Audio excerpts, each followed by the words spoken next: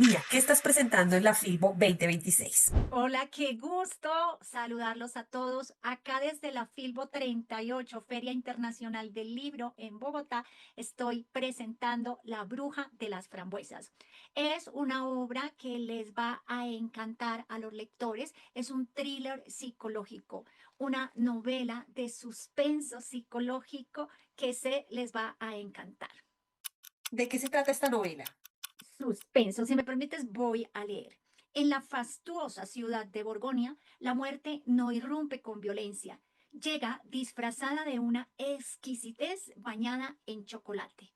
La bruja de las frambuesas arranca con este letal obsequio que tras cobrar la vida de dos niñas nos atrapa en un misterio donde el mal actúa con escalofriante cortesía y a plena luz del día.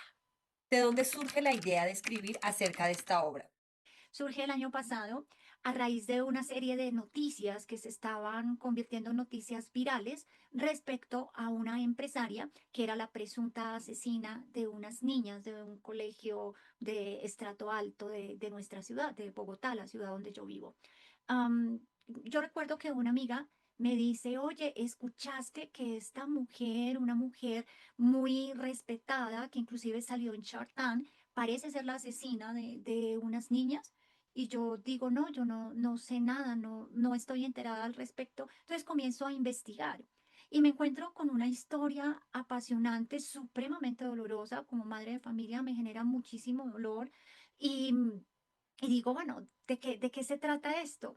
Y encuentro una historia que en la vida real se refiere al caso de una mujer empresaria que al parecer, presuntamente, porque todavía el caso está abierto, envió un domicilio de frambuesas con chocolate a unas niñas. Estas niñas estaban en la casa de una de las compañeritas del colegio, habían llegado una tarde de galletas, una tarde de pijamada, esas tardes inocentes, esos encuentros que hacen los niños cuando están en el colegio y, oh sorpresa, que se encuentran con la muerte.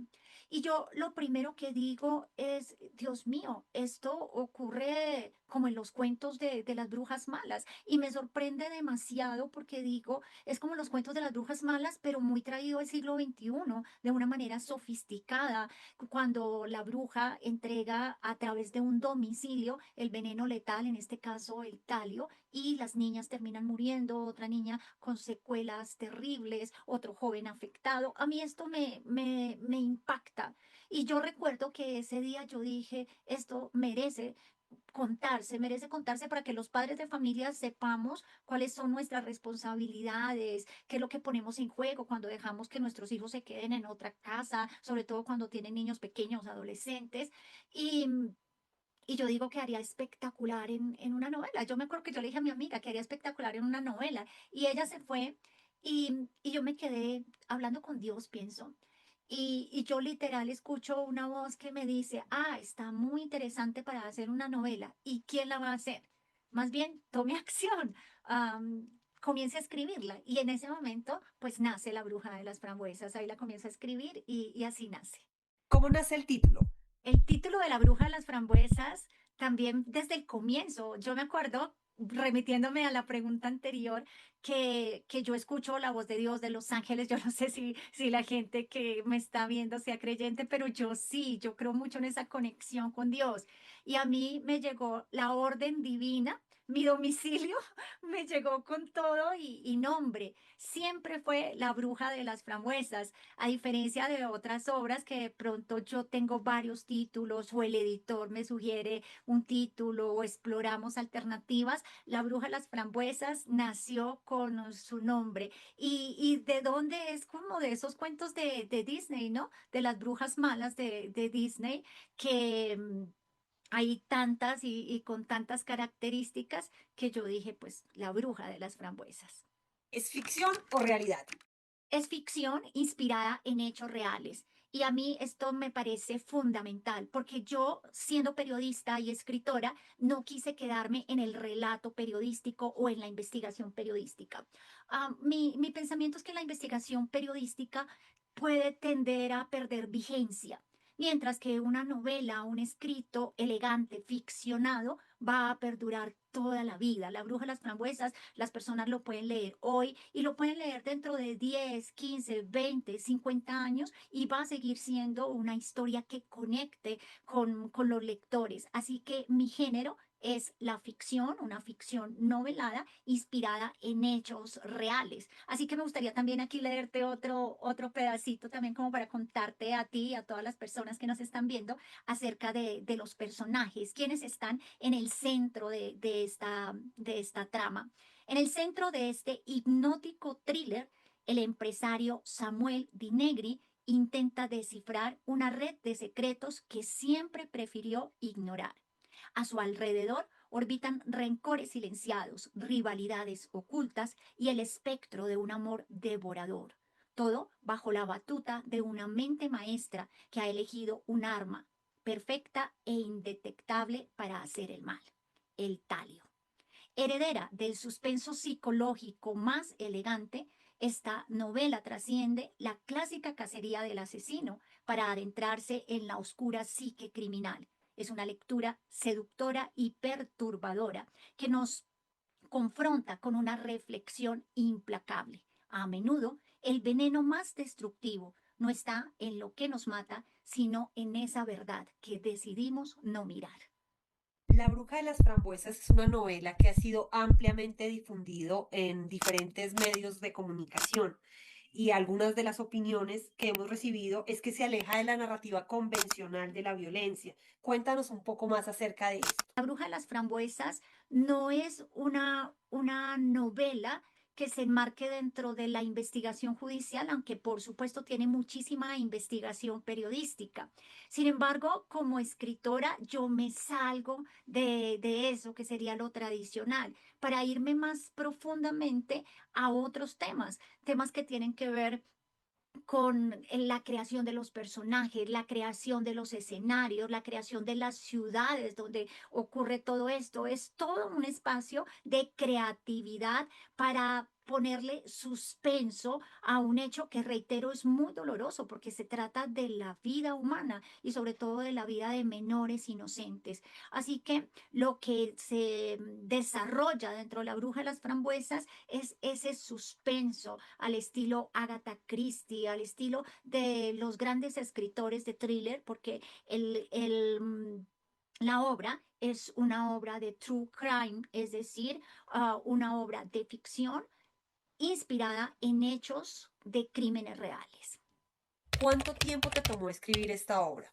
Yo comencé con la idea de escribir esta obra desde octubre, cuando Colombia se enteró de los hechos. Y para ponerte un poquito en contexto, lo que pasa es que el tema de la muerte de las niñas se había divulgado, pero no se conocía la razón por la cual las niñas habían muerto.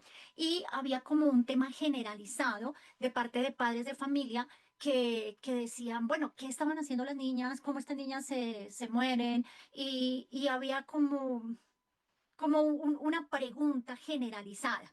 Y eso fue en abril del 2025, pero hasta octubre del 2025 es que sale la noticia en relación con el talio y se dice que las niñas habían muerto envenenadas. Así que desde ahí comienza este interés mío por la obra, por el tema y sobre todo por descubrir la psique criminal, qué puede haber detrás de una mente capaz de asesinar a unas niñas, cuáles son los móviles que inspira a esta persona presuntamente responsable o si hay otras personas implicadas y estamos ante algo muchísimo más grande. Así que desde octubre del año 2025 hasta febrero, en febrero yo terminé de escribir la obra, la entregó la editorial, a Grupo Editorial Infinito, que desde el comienzo me recibió con las puertas abiertas, con todo el interés de publicar, con gran acogida por mi obra y por mi nombre.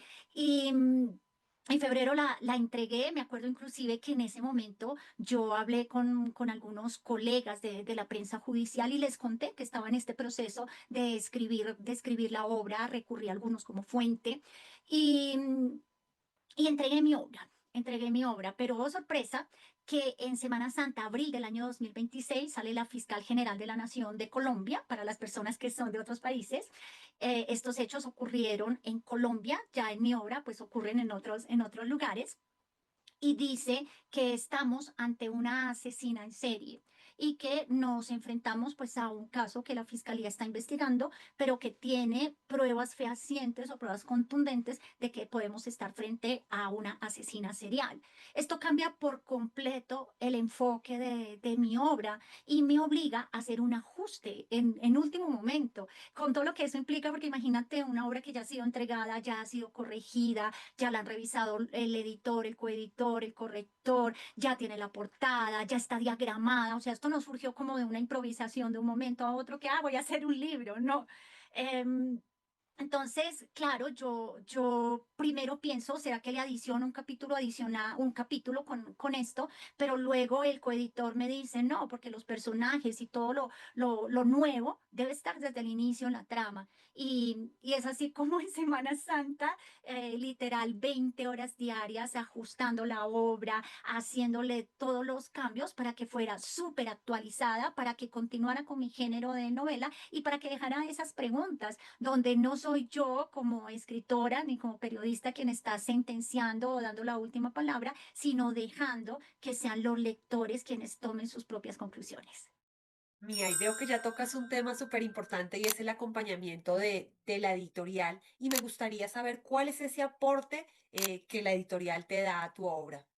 Yo reitero y aprovecho este espacio para expresar mi gratitud con Grupo Editorial Infinito, porque yo me considero excelente escritora y lo digo con orgullo. O sea, no en vano, esta es mi octava obra, pero siempre habrá un nivel superior al que podemos llegar. Y en este caso yo conté con un editor, Freisman Toro, y con un coeditor, Daniel Montoya, que elevaron muchísimo mis estándares en el sentido de hacerme observaciones y llevarme a revisar la obra y sobre todo a sacar mi voz de la obra, que para mí fue muy, muy, muy duro porque mi estilo siempre es que yo escribo y yo digo, pues yo escribo novela transformacional. Entonces a mí me dicen, ese género no existe. Yo, pues para mí sí, porque yo lo creé. Entonces mi voz suele ir mucho dentro de mi obra. Y aquí, pues no se trataba de que fuera mi voz, ¿no? Sino que fueran múltiples voces, pero no la voz mía. Y esto fue un reto, un desafío para mí, porque yo amo, por ejemplo, la bruja sabia, esas mujeres que nos enseñan todos estos aprendizajes ancestrales, que nos conectan con el linaje, que nos llevan a trascender muchas cosas. Entonces yo no quería que la bruja de mi obra se confundiera con esa bruja sabia. Y hago, claro, escribo mucho sobre lo que es la bruja sabia y, por ejemplo, el coeditor me dice, muy lindo el escrito, pero eso no tiene nada que ver con esto. Yo te invito a que quites esto, te invito a que saques la voz de la autora. Obviamente ellos no te dicen es que tienes que hacer esto y esto, pero te dan sugerencias, una línea, a que saques la voz de la autora, a que no interfieras tanto y dejes que sea el lector quien finalmente concluya. Así que para mí el acompañamiento fue eso, fue elevar mis estándares en el sentido de conservar el género de novela de ficción, de novela de suspenso, de mantenerme en este thriller psicológico y de negociar un poco conmigo, con Mía Paz, con la coach, con la mentora y negociar con ellos también, porque al final yo les dije, mi estilo va a estar y mi decisión es que mi voz reflexiva, mi voz como mentora va a aparecer, pero aparece al final. Como vemos esta retroalimentación que la editorial te brinda, yo me imagino que hubo momentos o cosas duras que tuviste que asumir. Cuéntame algo acerca de eso. No, primero lo de sacarlo de las brujas. Sacarlo de lo de la bruja sabia fue duro. Renunciar a partes de la historia y sobre todo renunciar a la cronología de los hechos, porque los periodistas cuando hacemos investigación, pues nos guiamos mucho por el tiempo, por la línea del tiempo, ¿no? Entonces en abril se envió el domicilio.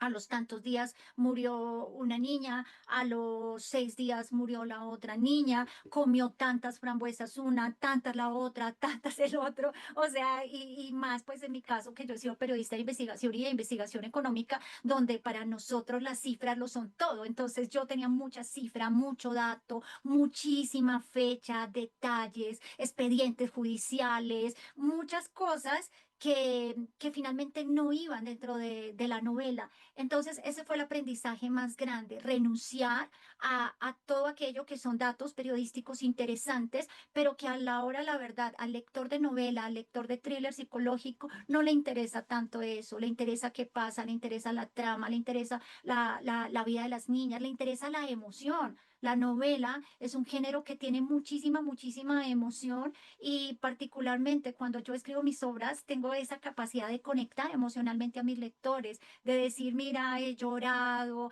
he reído con La Bruja de las Frambuesas, pues muchas personas me han escrito a decirme...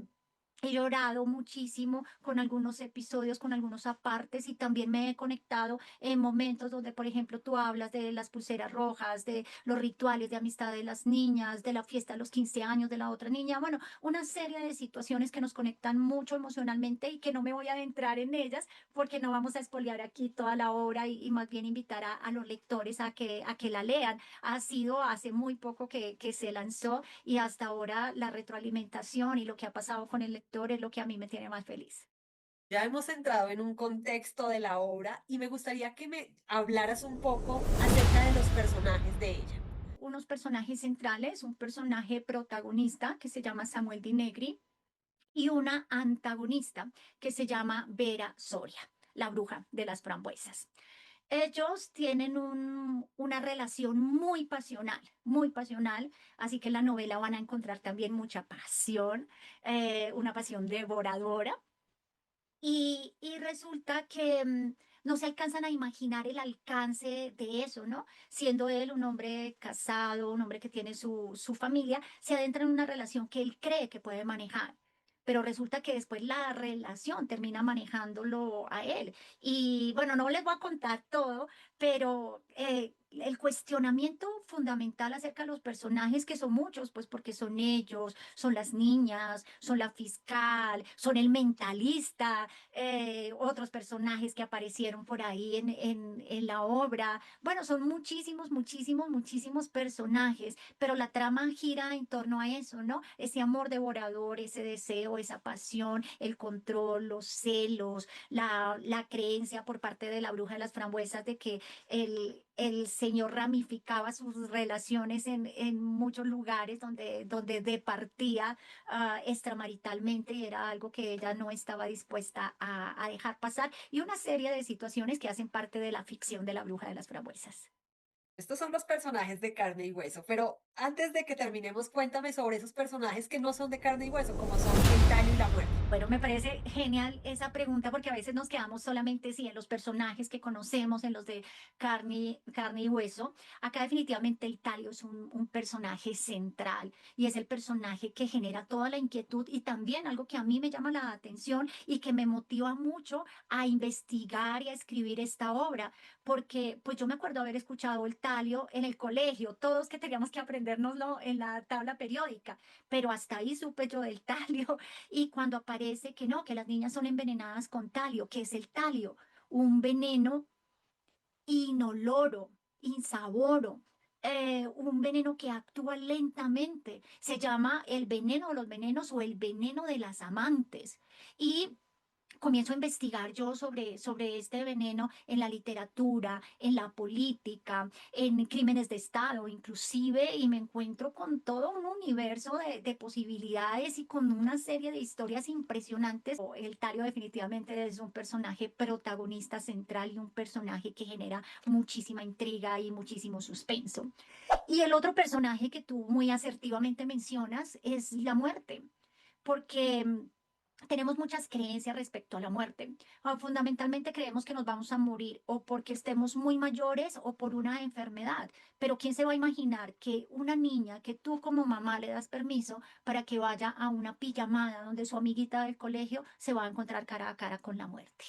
Entonces es impresionante el papel que cobra la muerte en esta trama porque la muerte entra de manera silenciosa, entra vestida elegantemente, de domicilio, entra con un sabor delicioso, la frambuesa con chocolate. ¿Quién se va a resistir a unas frambuesas con chocolate? Y más cuando se presentan como un gesto de amabilidad, como un detalle que quiero tener contigo. Así que sí, los invito a leer La Bruja de las Frambuesas, a divertirse, a llorar también.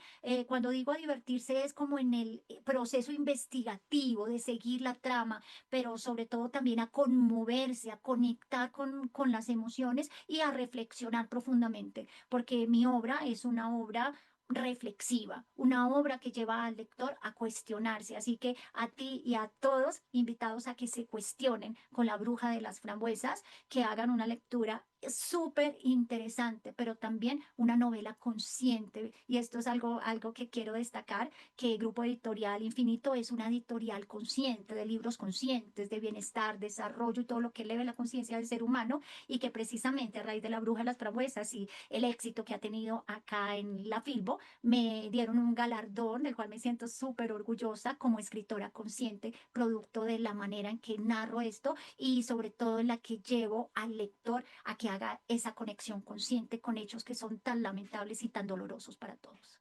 Ya hablamos de la bruja de las frambuesas, de todo su contexto, pero a quienes nos están viendo, me gustaría que hablaras quién es Mía Paz. Mía Paz soy yo.